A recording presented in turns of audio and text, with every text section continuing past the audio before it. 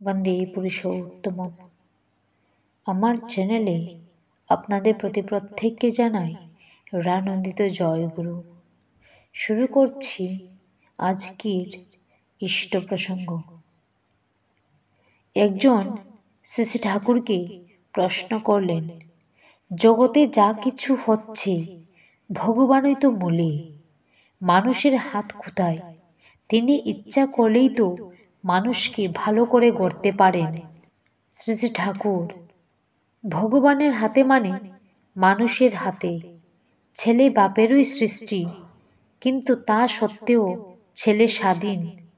তার স্বাধীন ইচ্ছায় সে বাপের অনুগত হয়েও চলতে পারে, বাপের বিরুদ্ধেও চলতে পারে।